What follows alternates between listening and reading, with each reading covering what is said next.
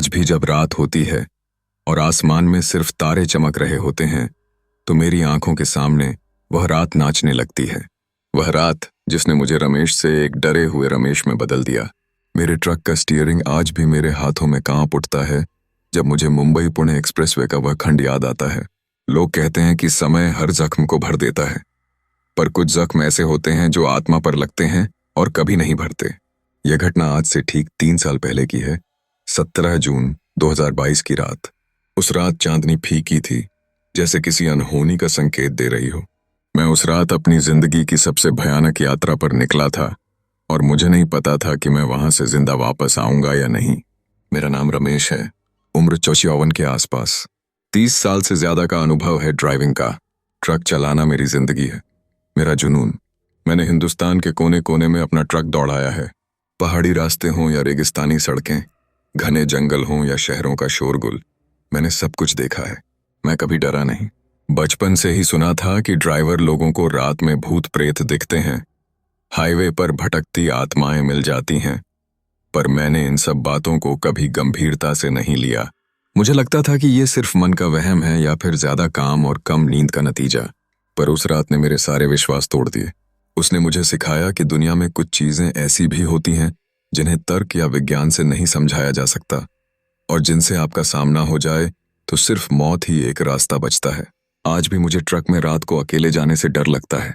मैं कोशिश करता हूं कि मेरी ज्यादातर यात्राएं दिन में ही पूरी हो जाएं, या अगर रात में जाना भी पड़े तो मैं अपने साथ किसी क्लीनर या दोस्त को जरूर रखता हूं। मुझे अकेलेपन से डर नहीं लगता था, पर उस रात के बाद अब लगता है। वह रात, जैसा मैंने बताया, 17 जून 2022 की थी। मैं मुंबई से पुणे के लिए एक बड़ा इलेक्ट्रॉनिक सामान का कंसाइनमेंट लेकर निकला था। यह एक अर्जेंट डिलीवरी थी, इसलिए मुझे रात में ही निकलना पड़ा। आमतौर पर मैं रात की यात्राएं पसंद नहीं करता, खासकर जब अकेले जाना हो, पर उस दिन मेरे पास कोई विकल्प नहीं था। सामान सुबह तक पुणे पहुंचना जरूरी था। मैंने अपने ट्रक की अच्छी तरह से जांच की थी। टायर, इंजन ऑयल, ब्रेक, सब कुछ ठीक था। मैंने अपने घर पर पत्नी को बताया कि मैं सुबह तक वापस आ जाऊंगा और अपनी बेटी को पुचकार कर निकला। रात के लगभग 11 बज रहे थे जब मैंने मुंबई की हलचल भरी सड़कों को पीछे छोड़कर एक्सप्रेसवे पर अपनी गाड़ी दौड़ानी शुरू की। शुरुआत में सब कुछ सामान्य था। सड़कें खाली थीं, हवा में थोड़ी ठंडक थी और इंजन की आवाज मुझे एक सुकून दे रही थी। मैंने रेडियो ऑन किया और पुराने गाने सुनने लगा। मुंबई पुणे एक्सप्रेसवे काफी लंबा और सुनसान हो जाता है रात में। कुछ जगहों पर ढाबे और पेट्रोल पंप मिल जाते हैं, पर ज्यादातर रास्ता घने पेड़ों और पहाड़ों के बीच से गुजरता है। अंधेरे में बस ट्रक की हेडलाइट्स ही रास्ता दिखाती हैं। कभी कभी कोई और ट्रक पास से गुजरता तो उसकी हेडलाइट्स की चमक से कुछ देर के लिए आंखें चौंधिया जाती, फिर वापस अंधेरा छा जाता। मैं हमेशा अपनी हेडलाइट्स को हाई बीम पर रखता था ताकि दूर तक दिख सके और अचानक कोई जानवर या गड्ढा ना आ जाए। मैं लगभग 1 घंटे से ज्यादा गाड़ी चला चुका था। रात के 12 बज रहे होंगे। मैं खंडाला घाट के पास पहुंच रहा था, जहां सड़कें थोड़ी घुमावदार हो जाती हैं और आसपास जंगल घना हो जाता है। हवा में एक अजीब सी नमी और ठंडक थी। रेडियो पर गाने बंद हो चुके थे और सिर्फ हल्की सी खरखराहट की आवाज आ रही थी। मैंने सोचने लगा कि शायद सिग्नल चला गया होगा। मैंने उसे बंद कर दिया। ट्रक की धीमी, लगातार आवाज ही अब मुझे सुनाई दे रही थी। इस इलाके में पहले भी कई दुर्घटनाएं हो चुकी हैं और लोगों का कहना है कि यहाँ कुछ अजीब घटनाएं होती रहती हैं, पर मैंने कभी इन बातों पर ध्यान नहीं दिया था। मैं बस अपनी ड्राइविंग पर ध्यान दे रहा था। तभी मेरी हेडलाइट्स की रोशनी में सड़क के बिल्कुल किनारे मुझे कुछ दिखा। पहले तो मुझे लगा कि शायद कोई जानवर होगा, पर जैसे ही मैं करीब पहुंचा मेरी सांस अटक गई। सड़क के किनारे एक महिला खड़ी थी। वह सफेद साड़ी पहने हुए थी और उसके बाल खुले हुए थे जो हवा में उड़ रहे थे। साड़ी फटी हुई थी और थोड़ी मैली लग रही थी। वह अपनी पीठ मेरी तरफ करके खड़ी थी, जैसे किसी का इंतजार कर रही हो। मुझे लगा कि शायद कोई दुर्घटना हुई होगी या किसी ने उसे लिफ्ट दी होगी और फिर छोड़ दिया होगा। मेरा दिल दया से भर गया। रात के इस समय, इस सुनसान रास्ते पर एक अकेली महिला। मैंने सोचा कि मुझे रुककर उसकी मदद करनी चाहिए। मैं एक मददगार इंसान हूं और मैंने हमेशा मुसीबत में फंसे लोगों की मदद की है। यही सोचकर मैंने ब्रेक लगाए और ट्रक को धीमा करके उसके पास ले गया। जैसे ही मेरा ट्रक उसके पास आकर रुका, वह धीरे से मुड़ी। उसकी चाल में एक अजीब सी धीमी गति थी, जैसे वह किसी नींद से जाग रही हो। उसकी आंखों में एक अजीब चमक थी। वो अंधेरे में भी स्पष्ट दिख रही थीं। उसका चेहरा थोड़ा धुंधला था, पर मुझे लगा कि वह सदमे में है। बहन जी, क्या हुआ? सब ठीक है? मैंने अपनी आवाज को सामान्य रखने की कोशिश करते हुए पूछा। वह कुछ नहीं बोली, बस धीरे धीरे मेरे ट्रक की तरफ बढ़ने लगी। उसके कदम इतने शांत थे कि सड़क पर कोई आवाज नहीं आ रही थी, जैसे कोई हवा में तैर रहा हो। मेरे दिल की धड़कन अचानक तेज हो गई। मेरे अंदर एक अजीब सा डर पैदा होने लगा, जिसे मैं शब्दों में बयां नहीं कर सकता। वह डर ऐसा था जैसे कोई अदृश्य शक्ति आपको अंदर से चीर रही हो। वह मेरे दरवाजे के बिल्कुल पास आ गई। उसकी आंखें अभी भी मुझ पर टिकी थीं। वे आंखें इतनी भयानक थीं कि मुझे लग रहा था जैसे वे मेरी आत्मा को देख रही हों। मुझे ठंड लगने लगी, जबकि केबिन में हीटर ऑन था। कोई मदद चाहिए? मैंने फिर से पूछा। इस बार मेरी आवाज थोड़ी कांप रही थी। उसने अपना मुंह खोला, उसके होंठ हिले और उसने कुछ बुदबुदाया। उसकी आवाज इतनी धीमी थी कि मैं ठीक से सुन नहीं पाया, पर मुझे लगा कि उसने कुछ कहा, मदद, मुझे घर जाना है। उसकी आवाज सुनकर मेरे रोंगटे खड़े हो गए। वह आवाज इंसानों जैसी नहीं थी।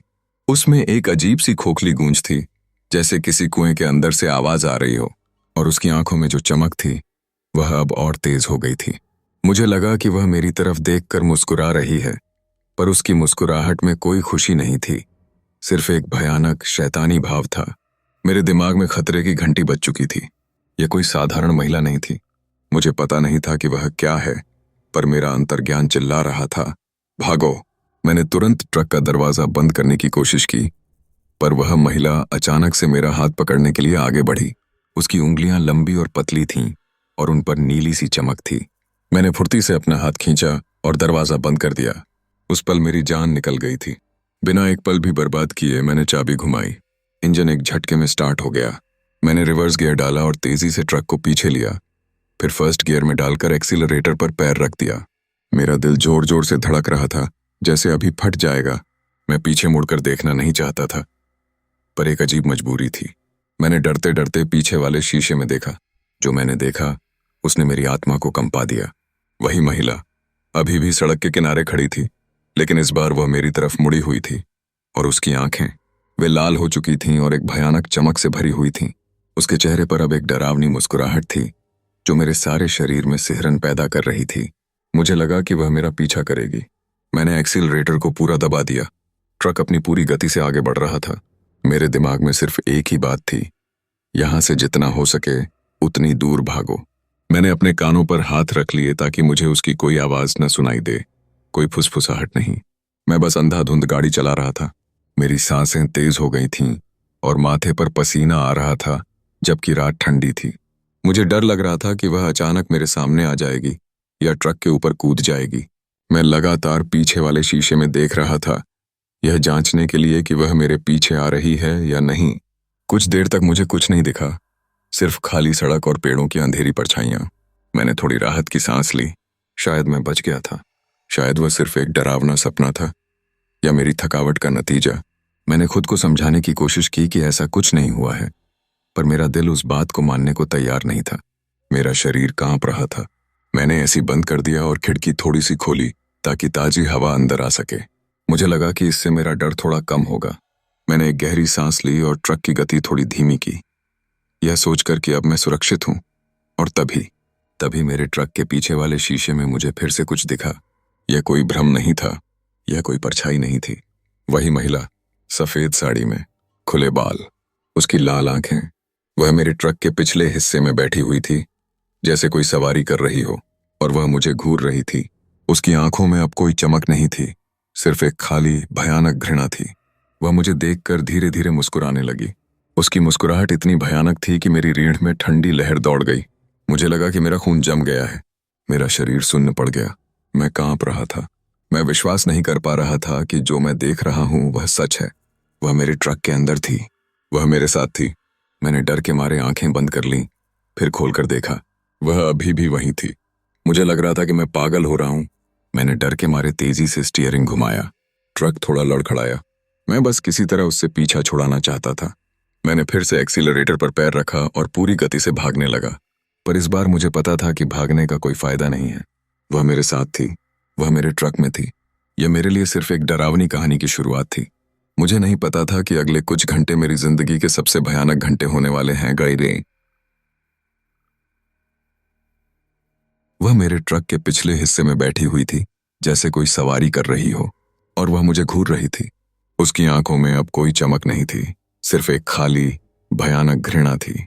वह मुझे देखकर धीरे धीरे मुस्कुराने लगी। उसकी मुस्कुराहट इतनी भयानक थी कि मेरी रीढ़ में ठंडी लहर दौड़ गई। मुझे लगा कि मेरा खून जम गया है। मेरा शरीर सुन्न पड़ गया। मैं कांप रहा था। मैं विश्वास नहीं कर पा रहा था कि जो मैं देख रहा हूं वह सच है। वह मेरे ट्रक के अंदर थी। वह मेरे साथ थी। मैंने डर के मारे आंखें बंद कर लीं, फिर खोलकर देखा। वह अभी भी वहीं थी। मुझे लग रहा था कि मैं पागल हो रहा हूं। मैंने डर के मारे तेजी से स्टीयरिंग घुमाया। ट्रक थोड़ा लड़खड़ाया। मैं बस किसी तरह उससे पीछा छुड़ाना चाहता था। मैंने फिर से एक्सीलरेटर पर पैर रखा और पूरी गति से भागने लगा। पर इस बार मुझे पता था कि भागने का कोई फायदा नहीं है। वह मेरे साथ थी। वह मेरे ट्रक में थी। मैं उस पल पूरी तरह से टूट चुका था। मेरे शरीर का हर हिस्सा डर से कांप रहा था। मेरा दिमाग चिल्ला रहा था कि यह सच नहीं हो सकता, यह कोई बुरा सपना है। पर मेरी आंखें जो देख रही थीं, वह हकीकत थी। उस चुड़ैल की आंखें मेरे दिमाग में बैठ चुकी थीं। उसकी वो भयानक मुस्कुराहट जिसने मेरे कलेजे तक को ठंडा कर दिया था। मैंने फिर से पीछे वाले शीशे में देखा। वह अब भी वहीं थी, मुझे घूर रही थी। मुझे लगा जैसे वह मेरी हर सांस को महसूस कर रही है, मेरे हर डर को पी रही है। मैंने अपनी सारी हिम्मत बटोरी और फिर से एक्सीलरेटर पर पैर रखा।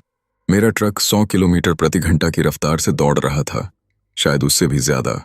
मैं बस एक ही दिशा में भागे जा रहा था, आगे। मुझे उम्मीद थी कि शायद तेज रफ्तार से वह गिर जाएगी या गायब हो जाएगी। मैं बार बार अपनी नजरें पीछे वाले शीशे से हटाकर सामने सड़क पर लाता, फिर डरते डरते वापस शीशे में देखता। वह अपनी जगह से टस से मस नहीं हुई थी। उसकी आंखें लगातार मुझ पर टिकी थीं, और अब मुझे लगा जैसे वह मेरी तरफ धीरे धीरे खिसक रही है। ट्रक के केबिन में अचानक से जबरदस्त ठंडक बढ़ गई। मैंने हीटर चला रखा था, पर मुझे लग रहा था जैसे मैं किसी फ्रीजर के अंदर बैठा हूं। मेरे बालों की जड़ें खड़ी हो गईं। फिर एक अजीब सी बदबू आने लगी, जैसे सड़ी हुई लाश की या पुरानी गली हुई मिट्टी की। यह बदबू इतनी तेज थी कि मेरा दम घुटने लगा। मैंने खिड़की थोड़ी सी खोली, पर बदबू कम नहीं हुई, बल्कि और तेज हो गई। मुझे लगा जैसे वह बदबू उस चुड़ैल के शरीर से आ रही थी। मैंने अपने होंठों से हनुमान चालीसा का पाठ करना शुरू किया। मेरी आवाज कांप रही थी, पर मैं रुकना नहीं चाहता था। जय हनुमान ज्ञान गुण सागर। पर जैसे ही मैंने पहला शब्द कहा, मेरे ट्रक का रेडियो अचानक से ऑन हो गया। उसमें से तेज स्टैटिक की आवाज आने लगी, और फिर मुझे उसमें से एक फुसफुसाहट सुनाई दी। एक भयानक ठंडी फुसफुसाहट जो मेरे नाम को पुकार रही थी, रमेश। मैंने डर के मारे रेडियो बंद कर दिया। मेरे हाथ कांप रहे थे। यह आवाज साफ थी, और यह मेरी कल्पना नहीं थी। वह फुसफुसाहट मेरे कानों में गूंज रही थी। मेरा पूरा शरीर थरथरा रहा था। मैंने सोचा कि शायद मैं सपना देख रहा हूं, पर मेरी आंखों के सामने वह चुड़ैल की छवि और उसकी ठंडी भयानक उपस्थिति मुझे बता रही थी कि यह हकीकत है। मुझे प्यास लगने लगी। मेरा गला सूख गया था। मैंने पानी की बोतल उठाने की कोशिश की, पर मेरे हाथ कांप रहे थे और मैं बोतल को पकड़ नहीं पा रहा था। तभी ड्राइवर सीट के पास रखी हुई मेरी पानी की बोतल अपने आप गिरी और दरवाजे से लुढ़क कर नीचे चली गई। मैंने देखा कि बोतल किसी अदृश्य शक्ति के धक्के से गिरी थी। अब मुझे यकीन हो गया था कि वह मेरे केबिन में भी आ चुकी है, भले ही वह मुझे पीछे के शीशे में दिख रही हो। धीरे धीरे मेरे ट्रक के केबिन के अंदर अजीब सी घटनाएं होने लगीं। कभी ट्रक की हेडलाइट्स अचानक से झपकने लगतीं, जैसे कोई स्विच ऑन ऑफ कर रहा हो। कभी इंजन से अजीब अजीब आवाजें आने लगतीं, जैसे कोई अंदर से उसे दबा रहा हो। मेरा ट्रक, जो हमेशा मेरी हर बात मानता था, अब मेरी कंट्रोल से बाहर जा रहा था। कभी वह अपने आप तेज हो जाता, कभी धीरे हो जाता। स्टीयरिंग भी थोड़ा ढीला लग रहा था। मुझे लग रहा था कि वह चुड़ैल मेरे ट्रक पर कब्जा कर रही है। मैंने बार बार पीछे वाले शीशे में देखना बंद कर दिया था। मुझे हिम्मत ही नहीं हो रही थी। मुझे पता था कि वह वहीं है। मुझे लग रहा था जैसे उसकी ठंडी बर्फीली सांसें मेरी गर्दन पर महसूस हो रही थीं। कभी कभी मुझे अपनी पीठ पर किसी का हाथ महसूस होता, जो मुझे छूता हुआ निकलता, और मेरी रूह कांप उठती। मैं चिल्लाना चाहता था, पर मेरी आवाज गले में ही फंस गई थी। मैं अपनी आंखें सड़क से हटाना नहीं चाहता था, पर हर पल मुझे लग रहा था कि वह मेरे ठीक बगल में बैठी है। समय का एहसास ही नहीं था। घंटे मिनटों जैसे लग रहे थे, और हर मिनट एक सदी जैसा। मुझे लगा कि मैं कभी भी पुणे नहीं पहुंच पाऊंगा। मैं बस प्रार्थना कर रहा था कि किसी तरह सुबह हो जाए, उजाला हो जाए, और यह भयानक चीज मुझसे दूर चली जाए। पर रात गहरी होती जा रही थी। आसमान में बादल छा गए थे, और चांद भी कहीं गायब हो गया था। अब तो सड़क पर मेरी हेडलाइट्स की रोशनी के सिवा कुछ भी नहीं था। ट्रक के केबिन में रखी हुई मेरी छोटी सी गणेश जी की मूर्ति, जो मैं हमेशा अपने साथ रखता था, अचानक से सीट से गिर गई। यह मेरे लिए एक बड़ा झटका था। मैं हमेशा गणेश जी पर भरोसा करता था और उनकी मूर्ति का ऐसे गिर जाना मेरे लिए अशुभ संकेत था। मैंने हिम्मत करके उसे उठाया, पर उसे उठाने के बाद मुझे लगा जैसे मूर्ति पर कोई ठंडी चीज छू गई हो। मैंने उसे वापस अपनी जगह पर रखा और कसकर आंखें बंद कर लीं। मैंने अपनी घड़ी देखी। रात के लगभग 2 बज रहे थे। 2 घंटे से ज्यादा हो गए थे मुझे उस चुड़ैल की उपस्थिति में गाड़ी चलाते हुए। मेरी आंखें जल रही थीं, पर मुझे नींद आने का सवाल ही नहीं था। मेरा दिमाग बस एक ही बात सोच रहा था, कब सुबह होगी, कब यह सब खत्म होगा। मुझे अब अपने परिवार की याद सताने लगी थी। क्या मैं उन्हें दोबारा देख पाऊंगा? तभी मेरे सामने वाले शीशे में सड़क पर मुझे एक साया दिखा। पहले मुझे लगा कि कोई जानवर होगा, पर वह साया धीरे धीरे बड़ा होता गया। वह एक महिला की आकृति थी, धुंधली पर स्पष्ट। वह मेरे ट्रक की तरफ दौड़ती हुई आ रही थी, जैसे मेरे ट्रक के सामने कूदने वाली हो। मैंने तुरंत ब्रेक लगाए। ट्रक जोर से झटका खाकर रुका और मैं आगे की तरफ झुका। जब ट्रक रुका तो मैंने देखा कि सड़क पर कुछ भी नहीं था। वह साया गायब हो चुका था। यह मेरी आंखों का धोखा था या वह चुड़ैल मुझे डरा रही थी, मैं नहीं जानता था। पर मेरे ब्रेक लगाने से ट्रक जोर से हिल गया था। मैंने गहरी सांस ली और फिर से गाड़ी स्टार्ट करने की कोशिश की, पर इंजन स्टार्ट नहीं हुआ। मैंने बार बार चाबी घुमाई। टक टक टक की आवाज आती, पर इंजन नहीं घूमता। मेरे माथे पर पसीना आ गया। मेरा ट्रक, जो कभी खराब नहीं हुआ था, वह अब इस सुनसान रास्ते पर अटक गया था और मुझे पता था कि यह कौन कर रहा था। मैंने डरते डरते पीछे वाले शीशे में देखा। वह चुड़ैल अब वहां नहीं थी। मेरी सांसें अटक गईं। अगर वह पीछे नहीं है तो कहाँ है? मैंने धीमे से अपने बगल में ड्राइवर सीट की तरफ देखा। सीट खाली थी। मैंने हिम्मत की और थोड़ी सी अपनी नजर ऊपर की ओर यात्री सीट की तरफ घुमाई। वहां कोई नहीं था। मैंने राहत की सांस ली और तभी मुझे अपने दाहिने कंधे पर एक ठंडी लंबी उंगली का स्पर्श महसूस हुआ। मेरे शरीर में बिजली का झटका लगा। मेरी आंखें फैल गईं। मैं अपनी गर्दन घुमा नहीं पा रहा था। मुझे महसूस हुआ जैसे कोई मेरे ठीक बगल में बैठा है और वह मुझे छू रहा है। उस उंगली का स्पर्श इतना ठंडा था कि मेरी त्वचा पर झुर्रियां पड़ गईं। फिर मैंने अपने ठीक बगल में बैठे व्यक्ति की सांसें महसूस कीं। वे सांसें इतनी ठंडी और दुर्गंध भरी थीं कि मेरा दम घुटने लगा। मुझे लगा जैसे कोई मेरे कान के पास झुक गया है। और फिर मैंने वही फुसफुसाहट सुनी, इस बार इतनी स्पष्ट कि मेरे दिमाग में गूंज उठी। घर, मुझे घर जाना है, तुम मुझे घर ले जाओगे। वह आवाज इतनी पास थी, इतनी भयानक थी कि मैं चिल्ला पड़ा। मेरी सारी हिम्मत जवाब दे गई थी। मैंने आंखें कसकर बंद कर लीं। मुझे लगा कि वह अब मुझे मार डालेगी। मैं वहीं ड्राइवर सीट पर जम गया था। मेरा शरीर अकड़ गया था। छोड़ दो मुझे, मुझे छोड़ दो, मैं कांपते हुए फुसफुसाया। मैंने कुछ देर तक आंखें बंद रखीं और फिर धीरे से खोली। बगल की सीट खाली थी। वह स्पर्श गायब हो चुका था, वह फुसफुसाहट भी। मैं तेजी से इधर उधर देखने लगा। ट्रक के केबिन में कोई नहीं था, पर मुझे पता था कि वह थी। वह कहीं यहीं आसपास थी। मेरा दिमाग काम करना बंद कर चुका था। मैं पूरी तरह से डर से भर चुका था। मेरे शरीर में अब इतनी भी हिम्मत नहीं बची थी कि मैं दोबारा इंजन स्टार्ट करने की कोशिश कर सकूं। मैं बस बैठा रहा कांपते हुए, अंधेरे में, उस सुनसान एक्सप्रेसवे पर। कितनी देर तक मैं वहीं बैठा रहा मुझे नहीं पता। 10 मिनट, आधा घंटा, शायद ज्यादा। मेरे दिमाग में बस एक ही चीज थी, यहां से निकलना है, किसी भी तरह। मुझे अब अपने ट्रक की भी परवाह नहीं थी, न डिलीवरी की। मुझे बस अपनी जान बचानी थी। मैंने अपने मोबाइल फोन की तरफ देखा। सिग्नल नहीं था, बिल्कुल नहीं। यह और भी भयानक था। मैं किसी से मदद भी नहीं मांग सकता था। मैं पूरी तरह से अकेला था, उस चुड़ैल और अंधेरी रात के बीच। मैं अपने केबिन में चारों ओर देखने लगा। हर कोने में मुझे परछाइयां दिख रही थीं। हर आवाज मुझे डरा रही थी। मुझे लगा जैसे उसकी लाल आंखें मुझे हर जगह से घूर रही हैं। मैंने अपने दिल पर हाथ रखा। वह इतनी तेजी से धड़क रहा था जैसे अभी फट जाएगा। फिर अचानक ट्रक का इंजन अपने आप स्टार्ट हो गया। मुझे पहले तो विश्वास नहीं हुआ। मैंने सोचा कि यह मेरा वहम है, पर इंजन की आवाज स्पष्ट थी। ट्रक की हेडलाइट्स फिर से जल उठी। मैंने चाबी को छुआ भी नहीं था। यह मुझे बता रहा था कि वह चुड़ैल मेरे साथ खेल रही थी। वह मुझे मारना नहीं चाहती थी, वह बस मुझे डराना चाहती थी, मुझे टॉर्चर करना चाहती थी। मुझे लगा कि वह मुझे ये एहसास दिलाना चाहती थी कि मैं उसके चंगुल में फंस चुका हूं और मेरे पास भागने का कोई रास्ता नहीं है। मैंने डरते डरते गियर लगाया और धीरे धीरे ट्रक को आगे बढ़ाया। इस बार मैंने पीछे वाले शीशे में नहीं देखा। मैंने सामने सड़क पर ही अपनी नजरें टिकाए रखीं। इस उम्मीद में कि मुझे कहीं से कोई ढाबा या पेट्रोल पंप दिख जाए, कोई भी ऐसी जगह जहां इंसान हो, जहां मैं सुरक्षित महसूस कर सकूं। और तभी दूर, बहुत दूर, मुझे एक हल्की सी रोशनी दिखी। ढाबे की रोशनी। मैंने उम्मीद की एक किरण देखी। मेरा दिल धड़कने लगा, पर इस बार डर से नहीं, बल्कि एक छोटी सी उम्मीद से। मुझे लगा कि मैं बच सकता हूं। मैंने एक्सीलरेटर पर पैर रखा और पूरी गति से उस रोशनी की तरफ बढ़ने लगा। हर पल मुझे लग रहा था कि वह चुड़ैल फिर से मेरे सामने आ जाएगी, पर इस बार मैं बस उस रोशनी की तरफ भागना चाहता था। वह ढाबा मेरी आखिरी उम्मीद थी। मैंने एक्सीलरेटर पर पैर रखा और पूरी गति से उस रोशनी की तरफ बढ़ने लगा। हर पल मुझे लग रहा था कि वह चुड़ैल फिर से मेरे सामने आ जाएगी, पर इस बार मैं बस उस रोशनी की तरफ भागना चाहता था। वह ढाबा मेरी आखिरी उम्मीद थी। मेरे शरीर का हर अंग कांप रहा था, पर मेरे दिमाग में बस एक ही धुन थी, वहां पहुंचना है। ढाबे की रोशनी धीरे धीरे बड़ी होती जा रही थी और उसके साथ मेरी धड़कन भी तेज होती जा रही थी। चंद मिनटों में मैं ढाबे के पास पहुंच गया। मैंने ट्रक को ढाबे के सामने, जहां कई और ट्रक खड़े थे, वहां ले जाकर रोका। इंजन बंद करते ही एक अजीब सी चुप्पी छा गई। ट्रक की धीमी पुरानी आवाज भी अब मुझे भयानक लग रही थी। मैंने ड्राइवर सीट पर ही कुछ देर तक अपनी सांसों को नियंत्रित करने की कोशिश की। मेरे हाथ पैर ठंडे पड़ चुके थे और माथे पर पसीने की बूंदें थीं।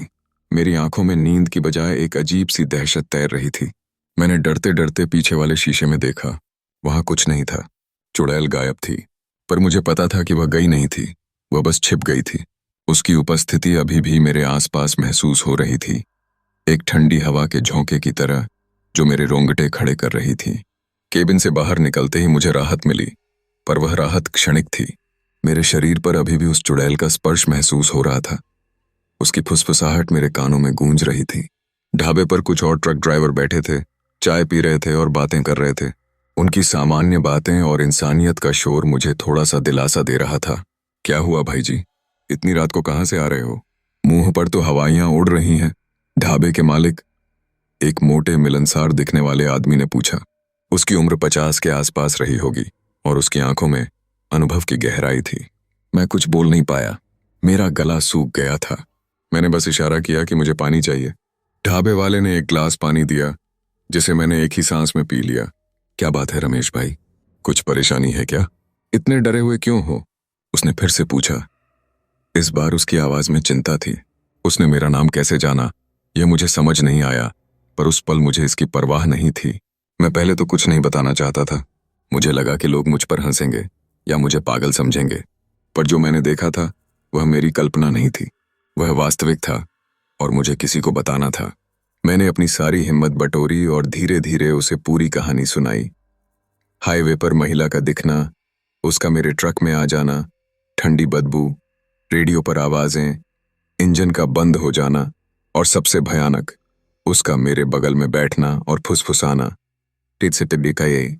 जैसे जैसे मैं अपनी कहानी बता रहा था, ढाबे वाले के चेहरे के भाव बदलते जा रहे थे। उसकी आंखों में कोई हंसी नहीं थी, बल्कि एक गहरी चिंता और समझ थी। अन्य ड्राइवर जो मेरी बातें सुन रहे थे, वे भी चुप हो गए थे। उनमें से कुछ ने एक दूसरे की तरफ देखा, जैसे वे मेरी बात पर विश्वास कर रहे हों। जब मैंने अपनी बात खत्म की, तो ढाबे वाला गहरी सांस लेता है। तो आखिर वो मिल ही गई तुम्हें, उसने धीरे से कहा, जैसे वह किसी पुरानी बात को याद कर रहा हो। कौन कौन मिल गई? मैंने कांपते हुए पूछा। वही, हाईवे वाली चुड़ैल, उसने बताया। रमेश भाई, तुम खुशकिस्मत हो कि आज यहां तक पहुंच गए। उस रास्ते पर कई ड्राइवर ऐसे ही गायब हो गए हैं, या फिर उन्हें पागल खाने भेज दिया गया है। जो बच गए, वे फिर कभी उस रास्ते पर रात को अकेले नहीं जाते। फिर ढाबे वाले ने उस चुड़ैल की कहानी बताना शुरू किया। बहुत साल पहले, लगभग 30-35 साल पहले की बात है, इसी हाईवे पर जहां तुम्हें वह महिला दिखी, वहीं एक भयानक सड़क दुर्घटना हुई थी। एक बस पुणे से मुंबई जा रही थी, जिसमें एक नई नवेली दुल्हन अपने पति के साथ बैठी थी। वे अपनी शादी के बाद पहली बार सफर कर रहे थे। बस का ब्रेक फेल हो गया और वह एक खाई में गिर गई। बस में बैठे सभी लोग मारे गए, पर उस दुल्हन की लाश कभी नहीं मिली। कहते हैं कि उसकी आत्मा वहीं भटकती रहती है, खासकर रात के अंधेरे में। उसे अपने घर जाना है, पर वह रास्ता भूल गई है। वह लिफ्ट मांगती है, और जो उसे लिफ्ट दे देता है, उसकी जिंदगी तबाह कर देती है। कुछ लोग कहते हैं कि वह सिर्फ डराती है, पर कुछ कहते हैं कि वह ड्राइवरों का खून पी जाती है या उन्हें मार देती है। ढाबे वाला बताता रहा, कई ड्राइवरों ने उसे देखा है, कोई सफेद साड़ी में, कोई लाल में, पर उसकी लाल आंखें और भयानक मुस्कुराहट हमेशा एक जैसी रहती है। वह अक्सर अपने शिकार को केबिन में खींच लेती है और फिर उसे पागल कर देती है। उसकी बात सुनकर मेरे पूरे शरीर में सिहरन दौड़ गई। तो जो मैंने देखा था वह सच था। मैं कोई पागल नहीं था। मुझे लगा कि मैं मौत के मुंह से वापस आया हूं, पर इससे बचा कैसे जाए? मैंने उत्सुकता से पूछा। रमेश भाई, उससे बचने का सिर्फ एक ही तरीका है, ढाबे वाले ने कहा। जब वह तुम्हें दिखे तो कभी भी गाड़ी मत रोको, और अगर वह तुम्हारे ट्रक में आ जाए तो उसके किसी भी इशारे को मत मानो। अगर वह तुम्हें अपने घर ले जाने के लिए कहे तो उसे सीधा जवाब दो कि तुम उसे उसके घर नहीं ले जा सकते और तुम्हें अपने घर जाना है। और अगर तुम किसी मंदिर या पवित्र जगह के पास से गुजरो तो वहां पर मन ही मन ईश्वर से प्रार्थना करो और उसे वापस वहीं छोड़ाओ जहां से वह तुम्हारे साथ आई थी। लेकिन मेरा ट्रक तो बीच रास्ते में रुक गया था, मैंने कांपते हुए कहा। वह चाहती थी कि तुम रुको, ढाबे वाले ने बताया। वह तुम्हें अपने चंगुल में फंसाना चाहती थी, पर तुमने हिम्मत दिखाई और यहां तक आ गए, यह बड़ी बात है। ढाबे वाले ने मुझे एक छोटी सी पीली पोटली दी जिसमें कुछ राख और सूखे फूल थे। यह इस इलाके के एक सिद्ध बाबा ने दी है, उसने कहा। इसे अपने ड्राइवर सीट के पास रख लेना, यह तुम्हें उसकी बुरी नजर से बचाएगी, और सुबह होने तक यहीं रुको। रात के समय अब आगे जाने की हिम्मत मत करना। मैं उसकी बात मान गया। मैंने चाय पी, कुछ खाना खाया, पर मेरे पेट में कुछ भी नहीं जा रहा था। मैं सो भी नहीं पाया। मैं बस ढाबे पर बैठा रहा, चाय पीता रहा और अन्य ड्राइवरों से बातें करता रहा। उनमें से कुछ ने भी अपने डरावने अनुभव साझा किए, जिससे मुझे लगा कि मैं अकेला नहीं हूं। जैसे जैसे सुबह की पहली किरणें आसमान में फैलने लगीं, मेरे अंदर थोड़ी हिम्मत आने लगी। चिड़ियों की चहचहाहट सुनाई देने लगी और हवा में एक नई ताजगी थी। सूरज की रोशनी में वह भयानक रात अब दूर के सपने जैसी लग रही थी, पर मेरे शरीर पर अभी भी उसका साया था।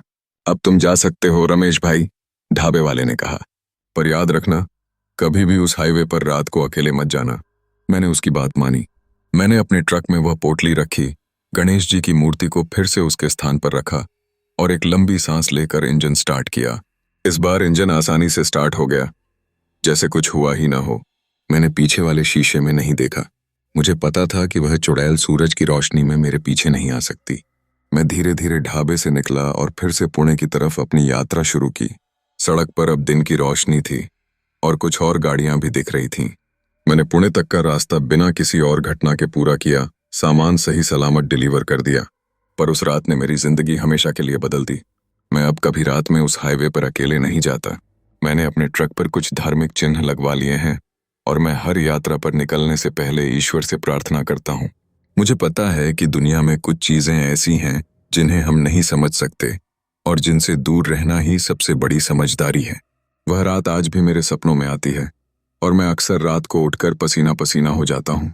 उस चुड़ैल की लाल आंखें और उसकी ठंडी फुसफुसाहट मुझे कभी नहीं भूलती।